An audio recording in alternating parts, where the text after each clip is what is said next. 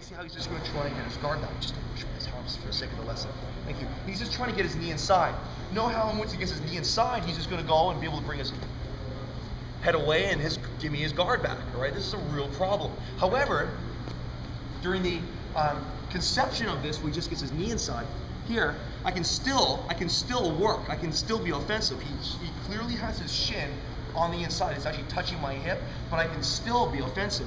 What I'm going to do is I'm going to switch my hip, but I'm going to face his legs. But note my knee. Look how deep my knee is. See how it's in line with his spine. From here, I'm still going to control Chris, but look at my foot. See my foot?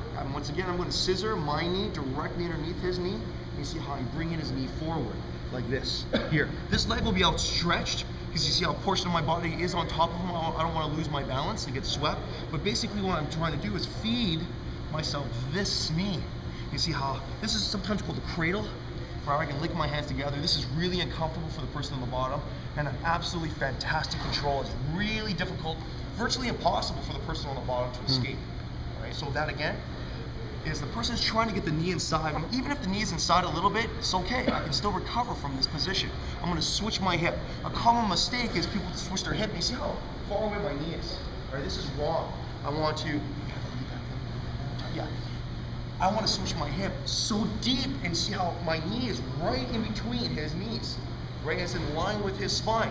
And then, once again, my trailing knee is going to go scissor over top of my knee, and then follow through. It's important that I don't weave like this here, because do you see how he can get me in this goofy half guard?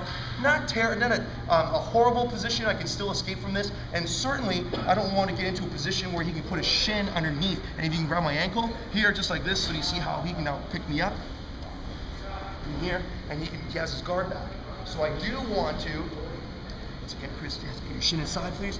I do want to switch my hip here, my knee in line with his spine, and then I'm going to switch like this, but you see how my shin stays in between, underneath his shin, or his knee rather, and is passing me his knee, so I can scoop this, go back conventional, and then I can go and get this cradle, which is a fantastic control position. Awesome. So can we do that, please, everybody?